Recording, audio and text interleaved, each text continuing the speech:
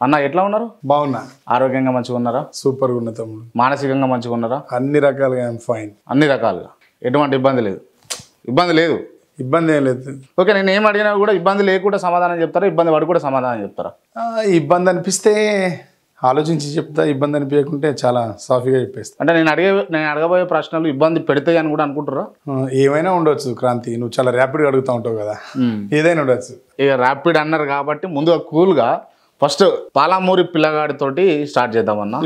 ఒక్కసారి మీరు అందుకోండి. పాలమూరు పిల్లగాడు బయలుదేరనే, ప్రపంచ వేదిక మీద ప్రజల పాటై నిలిచెనే, అమర చింత చిన్నవాడు ఎల్లలు దాటెనే, స్వరాష్ట్ర సాధన ధ్యానం చేసి గానం చేసేనే, అందుకున్నాడమ్మా తండ్రి నుండే ఎర్రని జెండా, నింపుకున్నాడమ్మా నీలి జెండా స్ఫూర్తిని సాయి నిండా, హత్తుకున్నాడమ్మా గుండెలకేమో గులాబీ జెండా, పాలమూరు పిల్లగాడు బయలుదేరనే, ప్రపంచ వేదిక మీద ప్రజల పాటై గెలిచెనే.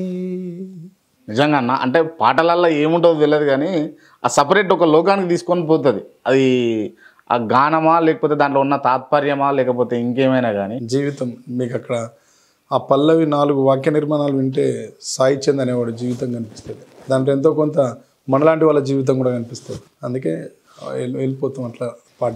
ఆ పాట రాయడానికి అంటే ఎంతో బాండింగ్ ఫీల్ అయ్యి, లేకపోతే ఖచ్చితంగా ఆ స్థానంలో మీరుంటే తప్ప యువతల మనసులను, అంటే బయట వినే వ్యక్తుల యొక్క మనసులను గెలుచుకోలేరు కదా. దాని వెనక ఎంత కష్టం ఉంటుంది. కొన్ని సందర్భాలు ముళ్ళు గుచ్చి పొదుగు విండితే నెత్తురు వచ్చినప్పుడు ఎట్లుంటుందో అట్లుంటుంది. కొన్ని సందర్భాలు అమ్మ అన్నం తినిపిస్తే ఎట్లుంటుందో అట్లుంటుంది. ఒకసారి అలవోకగా పాట వస్తుంది, ఒక్కొక్కసారి తల బద్దలు కొట్టుకున్నా రాదు. కానీ మా సాయి అనే నా మిత్రుడు కదా, ఏనుగు రవీందర్ రెడ్డి గారు అని కరీంనగర్, మేకల విద్యాసాగర్ అని టీఆర్ఎస్ లీడర్, వీళ్ళిద్దరు నాతోని కూర్చొని మేము సాయికి మాకున్న అనుబంధం గురించి డిస్కస్ చేస్తూ ఉంటే, అందరు పాటలు చేసిండే కదా, మీ ఇద్దరు స్నేహం గుర్తుగా నువ్వు పాట చేస్తే ఇంకా బాగుంటుంది మిట్టపల్లి అని మా మమ్మడు అడిగితే వెంటనే అది ఎందుకు అందరం బాగా ఏడ్చినాం. మా రవీందర్ రెడ్డి సాగర్ అయితే అసలు మా సాయి చనిపోయిన తర్వాత కొన్ని రోజులు ఏడ్చారు కార్లో. యాక్చువల్గా నేను ఎమోషనల్ అయితే వాళ్ళు నన్ను కూల్ చేయాలి, వాళ్ళ ఎమోషనల్ అయితే నేను వాళ్ళిద్దరిని కూల్ చేయడానికి సిటీ అంతా తిరిగేది మాట్లాడకుండా. అట్లా అంటే ఆ దుఃఖం నుంచి, ఆ బాధ నుంచి, సాయికి మాకున్న అనుబంధం నుంచి చాలా పాట చాలా ఈజీగా రాసేసినాం. వాడి గురించి ఆలోచించుకోవడానికి ఉంటుంది, కళ్ళతో చూసిన జీవితం కదా. ఓకే, అంటే ఇక నేను మీ స్నేహాన్ని గుర్తు చేసి బాధ పెట్టదలుచుకోలేదు. మీకు సాయి చంద్ లేడు అన్న వార్త విన్నప్పుడు మిట్టపల్లి సురేందర్ పరిస్థితి ఏంది? నా పరిస్థితి కాదు కానీ నాకు మా రజని వాని ఇద్దరు పిల్లలు గుర్తొచ్చి చాలాసేపు ఏడ్చిన క్రాంతి. ఎవరైనా అంతే కదా, వాడు ఎక్కడ పుట్టిండు, వాడు ఏం పోరాటం చేసిండు, ఎక్కడికి వచ్చిండు, ఏ స్థాయికి వచ్చిండు, ఎలాంటి జీవితం నుంచి ఎట్లాంటి జీవితంలోకి అడుగు పెట్టిండు, ఎంత అద్భుతంగా సాధించిండు. వాళ్ళ పిల్లల్ని అసలు గుర్తొస్తే ఇప్పుడు కూడా దుఃఖం వస్తుంది క్రాంతి. చాలా డేంజర్ పరిస్థితి. మన కొడుకు, మా సాయి గారి కొడుకు షర్టు వేసుకొని పడుకున్నాడు. వాడు ఆ ఫోటో చూసిన రోజు ఎవరి జీవితాన్ని ఇంతే కదా, అట్లా సాయి చనిపోయిందని తెలిసిన రోజు వాళ్ళ పిల్లలు గుర్తొచ్చి బాగా ఏడ్చాను. బాగా బాధ అనిపించింది. అంటే బాగా బాధపడ్డాం. అది మాటలతో కొలిచి చెప్పలేను క్రాంతి.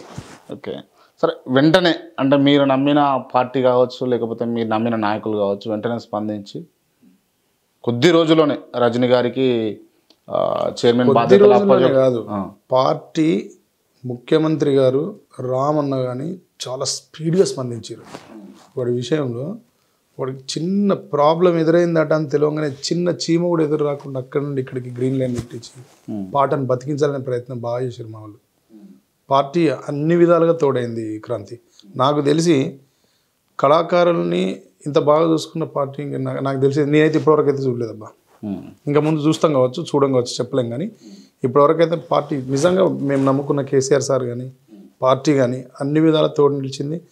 మావాడు పోయిన తర్వాత కూడా మా కుటుంబానికి అండగా నిలిచింది, ఆ చెల్లెకు పదవి ఇచ్చింది, గౌరవించింది, గుర్తించింది, కాపాడుకున్నది. మేము పనిచేసిన పార్టీ నిజంగా మాకు పనికి వచ్చింది. ఓకే, అంటే కళాకారులు ఎవరైనా కూడా ఇప్పుడున్న పరిస్థితుల్లో ఏ పార్టీని కోరుకుంటారు? డిపెండ్స్ ఆన్ వాళ్ళ మైండ్ సెట్ బ్రదర్. మన ఇతరులది ఎట్లా చెప్పగలం?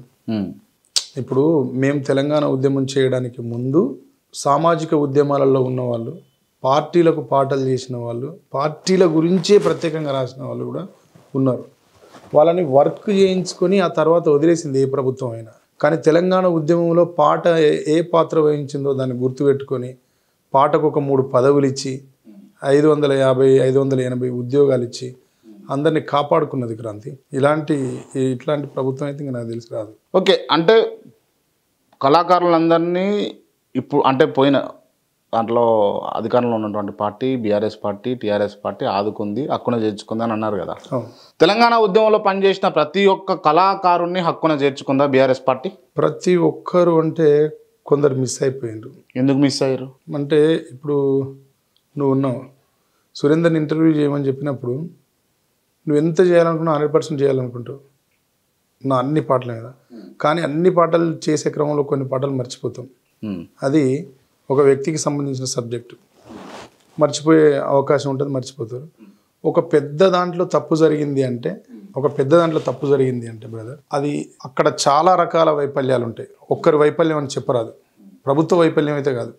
కేసీఆర్ గారు 100% మేము అడిగిన ఉద్యోగాలు ఇచ్చేటప్పుడు అప్పుడు 60 ఉద్యోగాల మీద చర్చతో స్టార్ట్ అయిన సాంస్కృతిక సారథి 550 ఉద్యోగాల దగ్గర సాగింది.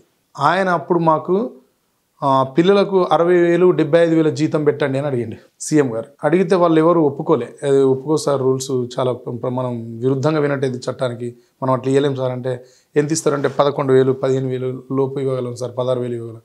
లేదా కనీసం సినిమా కన్నా పోతే వాళ్ళకు 5,000 ఖర్చు అయితే ఎట్లా వాళ్ళని ఇంత పని చేసుకుని వాళ్ళకి మనం ఏమి ఇస్తాం, కనీసం ఒక 40,000 చేయండి అని అడిగింది. కుదరదు సార్, అట్లా అసలు కుదరదు, దాన్ని 24,000 చేసింది.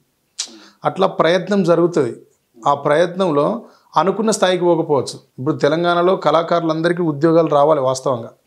ఈ ఉద్యోగాలు రాకపోవడంలో ప్రధానంగా ఉన్న పాత్ర రసమై బాలకిషన్ గారిది. ఆయన కరెక్ట్గా ప్రవర్తించి ఉంటే ప్రభుత్వం తప్పలేదు దీంట్లో, బాగా గుర్తు, నేను ఇందాక చెప్పినాను. పైనుంచి కరెక్ట్గానే ఉంది, కిందికి వచ్చేసరికి సారథిలో ఉద్యోగం చేస్తున్న వాళ్ళల్లో పనికి మాలిన వాళ్ళు కూడా ఉన్నారు అనే ఆ చర్చ కూడా ఉన్నది. అది కూడా చర్చ తిరుగుతుంది. దాంట్లో నిజం లేకపోలేదు, దాంట్లో నిజం ఏకీభవిస్తారు మీరు. నేను ఖచ్చితంగా ఒప్పుకుంటా భయ్యా. మనమే కాదు కదా కళాకారులం అంటే, మనమే లేం కదా.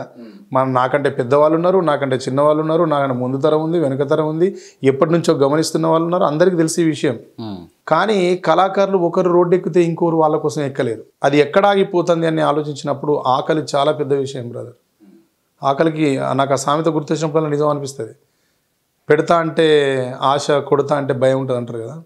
పెడతా అంటే ఆశ అనేది, ఆశ వల్ల కొందరు బయటికి రాలేక దాంట్లో తప్పు జరిగిన దాన్ని కూడా వేలెత్తి చెప్పడానికి ఎవరు సాహసం చేయలేదు. దాంట్లో తప్పులు ఉన్నాయి, దాంట్లో తప్పులు ఉన్నాయి అంటారు 100%. అంతడుపుల కారణం ఎవరై అంటారు?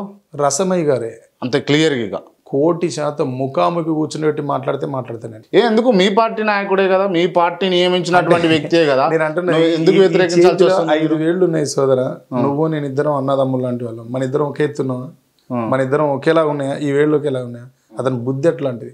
ఆయన బుద్ధి అంత చిన్న బుద్ధి అనేది. ఇప్పుడు నువ్వు నేను సోదరులమన్నాం, ఒకే హైట్ ఉన్నామా నన్ను, నిజంగా నా పైన మీకు సోదర భావం ఉంటే, సోదరుల లెక్క నన్ను ట్రీట్ చేస్తే నా తప్పులు వెతకరు మీరు. మీ తప్పులు వెతికే రసమయ్య గారి ఆల్రెడీ అందరి దృష్టి తీసుకొచ్చినా అయిపోయింది, గొడవ అయింది, దాంట్లో కొంత మార్పు జరిగింది.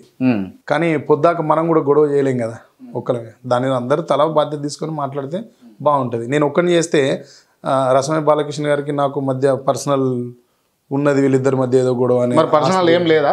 పర్సనల్ ఏముంటుంది బ్రదర్? అతనే మా పాలుడా, మా అన్నన, ఆయనకి నాకేమైనా భూములు పక్క పక్కన ఉన్నాయా? ఆయనకి నాకేమైనా ఆస్తులు ఉన్నాయా? ఏమున్నాయి? ఉన్నది ఇదే కళారంగం. దాంట్లో మనకి ఏమి. సారథి చైర్మన్ మీద నన్ను ఎప్పుడు ఉన్నప్పుడు ఏమైనా ఆశపడ్డారా?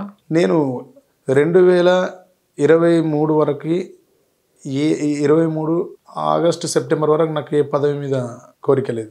ఆగస్టు సెప్టెంబర్లో ఏమనుకున్నాం అంటే ఖచ్చితంగా ఏదో ఒకటి చేయాలి, ఇది పార్టీ దృష్టికి తీసుకుపోవాలి అని చెప్పి థర్డ్ టైం నాకు ఏముండే అంటే స్టార్టింగ్లో చేయాలని ఉండే. కానీ ప్రతి ఒక్కరు సార్ ఎంట తిరిగి ప్రతి ఒక్కరు రామన్నను, కవితక్కను, హరీష్ అన్నను, సంతన్నను వీళ్ళందరినీ కాకబట్టే విధానం చూసి ఈ పర్ఫార్మెన్స్ నాకు రాదు, నేను తిరగలేను, వాళ్ళని ఇబ్బంది పెట్టలేనని వెయిట్ చేసిన. ఎందుకు వెయిట్ చేసిన అంటే ఒక 2 పర్యాయాలు ఆగితే పనిచేసిన వాళ్ళు, ఆశపడ్డ వాళ్ళు, పెట్టుబడి పెట్టిన వాళ్ళు, ఉద్యమానికి సహకరించిన వాళ్ళు, చేయూతనిచ్చిన వాళ్ళు అందరికీ ఎంతో కొంత ఎక్స్పెక్టేషన్ ఉంటుంది కదా, అవి అంతా ఇప్పుడు అయిపోతాయి. మన వయసు కూడా చాలా చిన్న వయసు, మనం తొందరపడాల్సింది ఏమి లేదని వెయిట్ చేసినాం. ఈసారి అడగాలనుకున్నాం, అడిగినాం. రామన్న కూడా హామీ ఇచ్చిండు, హరీష్ అన్న హామీ ఇచ్చిండు.